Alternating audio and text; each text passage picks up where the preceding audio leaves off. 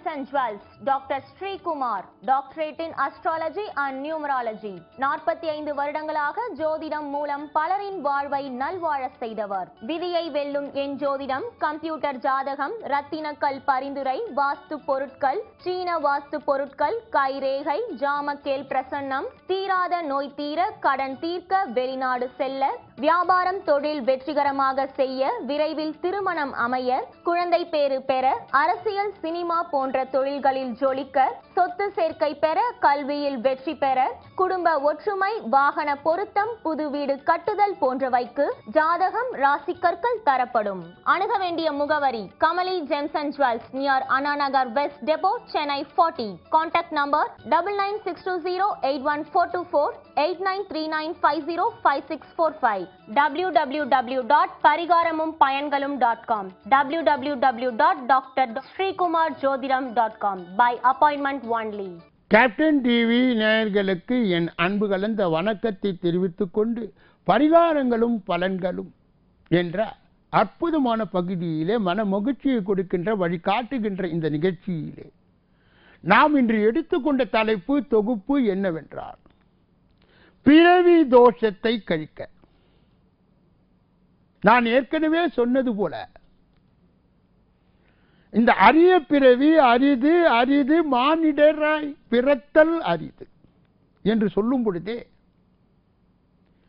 இந்த மானிட பிறவி எப்படி ஏற்படுகிறது என்றால் நம் முன் ஜென்மாவில் செய்த பாவ புண்ணியத்திற்கு தகுந்தார் போன்று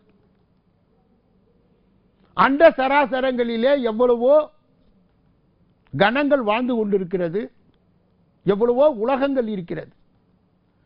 குறிப்பாக இந்த பூமியை நோக்கி நாம் வரும்பொழுது கர்ம பூமி என்று இதை சொல்லுகின்றார்கள். இங்கே ஒரு மனிதன் தன்னுடைய பாவ புண்ணியத்திற்கு தகுந்தார் போன்று ஆயுள் காலத்தை பெற்று இந்த பூமியிலே உலக நாடக மேடையிலே அவனுக்கு கொடுக்கப்பட்ட கதாபாத்திரத்திலே நடித்து விட்டு மறைந்து விடுகிறார். அதாவது எந்த ஜாதகத்தை நீங்கள் எடுத்துக்கொண்டாலும் நிச்சயமாக அதில் தோஷம் இருக்கும், அதில் யோகமும் இருக்கும்.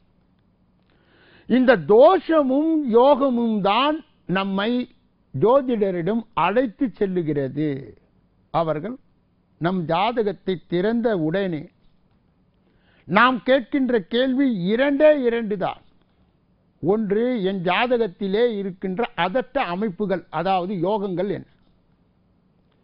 என் ஜாதகத்திலே இருக்கின்ற துரதிருஷ்ட சக்தி, அதாவது தோஷங்கள் என்ன? இந்த இரண்டு கேள்வி எதிர்பார்த்துதான் நாம் ஒரு ஜோதிடரிடம் செல்லுகிறோம். பிறவி தோஷத்தை ஒரு மனிதன் கழிக்க வேண்டும் என்றால் அவன் பிரதோஷம் என்ற ஒரு தினத்திலே சிவபெருமானை, நந்தி பெருமானை வணங்கி வரும் பொழுது அபாயகரமான அடையாளங்கள் என்னவென்றால், ஒரு மனிதனுக்கு வேலை கிடைக்கவில்லை என்றால் அவன் துன்பப்படுகின்றான். ஒரு மனிதனுக்கு திருமணம் ஆகவில்லை என்றால் அவன் நரகத்தை அடைந்து விடுகிறான். குழந்தை பேறு இல்லை என்றால் விரக்தி அடைந்து விடுகின்றான். அவனால் ஒரு இல்லத்திலே வசிக்க முடியவில்லை என்றால் துவண்டு விடுகின்றான். மேலும் அவனுடைய நோய்வாய்ப்படும் பொழுது அனைத்தையும் இழந்து விடுகின்றான். துர்சக்திகளால் தாக்கும் பொழுது சூன்யம், ஏவல் போன்ற மோசமான அந்த சக்தியால், எதிர்மறை சக்தியால் தாக்கும் பொழுது அவன் நிலை குலைந்து போய்விடுகிறான். இப்படி எந்த விதமான கஷ்டங்களாய் இருந்தாலும், எந்த விதமான தோஷங்களாய் இருந்தாலும் அதைதான் பிறவி தோஷம் என்று கூறுகிறார். ஒரு மனிதனே இந்த பூமியில் பிறப்பது பாவம்தான். அதே பாவம்தான் அந்த மனிதனுடைய பிறப்புக்கும் புண்ணியம் தேவை. பாவம் இருந்தால்தான் இந்த பூமியிலே அவன் வர முடியும். அப்படிப்பட்ட ஒரு சூழ்நிலையிலே நான் சென்ற பிறவியிலே அறிந்து செய்தேனோ, அறியாமல் செய்தேனோ, சூழ்நிலையால் செய்தேனோ, அல்லது வேறு ஒரு நிலையிலிருந்து செய்தேனோ, இறைவா என்னை மன்னித்து இந்த பிறவியிலே நீ வழிநடத்த வேண்டும் என்று மனம் உருகி ஒரு இடத்திலே வேண்டுவதற்கு தான் ஆலயங்களை கட்டி வைத்தார்.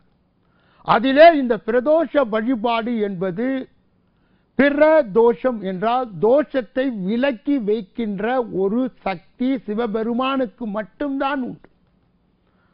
அந்த சிவபெருமான் எப்படிப்பட்ட தோஷங்களையும் அழிக்கின்ற அந்த கடவுளாக இருக்கும்பொழுது நந்திக்கு அந்த சக்தியை கொடுத்து விடுகின்றார். அதனால் அந்த பிரதோஷத்திலே நந்தி வழிபாடு உயர்ந்த வழிபாடாக இருக்கிறது. இப்படி செய்ய முடியாத ஒரு சூழ்நிலையிலே இருக்கின்றவர்கள் அவர்களுக்கு ஒரு மாற்று பரிகாரம் தருகிறார்.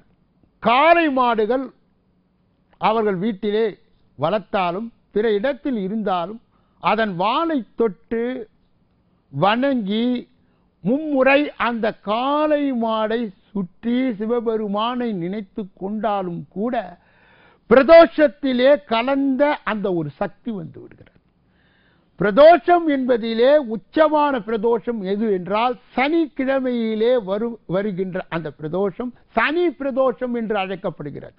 அதிலே நீங்கள் கலந்து கொண்டால் ஒரு 100 பிரதோஷங்களிலே கலந்து பயன்பாடு பெற்ற ஒரு நிலையை நீங்கள் பெற்று விடுகிறீர்கள் என்றால் அதில் எந்தவித அச்சமும் இல்லை, எந்தவித மாற்று கருத்தும் இல்லை. இறைவன் நமக்கு உயர்ந்தவன், அவனால் மட்டும்தான் நம் தோஷங்களை மாற்ற முடியும், பாவங்களை கலைக்க முடியும், பிறவிகளை தடுக்க முடியும் என்பதை ஆழ்ந்த சிந்தனையோடு நம் ஜனன ஜாதகத்தை பார்க்கும் பொழுது நம் மர்மங்கள் என்ன நமக்கு தெரிகிறது என்றால் நாம் செய்த புண்ணியம் பாவம் அதற்கு தகுந்தாற் போன்று நவகிரகங்கள் அப்படியே அந்த இடத்திலே அமர்ந்து அந்த காலத்தை கொடுத்து நம்மை வழி நடத்துகின்ற அந்த சூழ்நிலையிலே நமக்கு அங்கே சோர்வு வந்து விட்டார். அப்பொழுதுதான் இந்த பரிகாரமும் இறை வழிபாடும் கைகோத்து கொண்டு நம்மை வழி நடத்தி செல்லும். அப்பொழுது ஒரு பெரியவர் நம் வீட்டிலே இருந்தால் நாம் எவ்வளவு ஒரு பெரிய பயன்களை அடைகின்றோம் அவர்கள் மூலமாக. ஏனென்றால் அவர்கள் பெற்ற அனுபவத்தை நாம் பகிர்ந்து கொள்ளும் பொழுது நம்முடைய கஷ்டங்கள் அங்கே சுருக்கப்படுகின்றன, தடுக்கப்படுகின்றன, சில நேரங்கள் அறவே ஒதுக்கப்படுகின்றன. இப்படிப்பட்ட இந்த உலகத்திற்கு பெரியவனாயிருக்கின்ற அந்த இறைவனை வணங்கும் பொழுது இந்த பிறவி தோஷம் கலைந்துவிடும், மறைந்துவிடும் என்று சொல்லி இந்த பகுதியை பூர்த்தி செய்து நாளைய தினம் உங்களை சந்திக்க இருக்கின்றேன். நன்றி, வணக்கம்.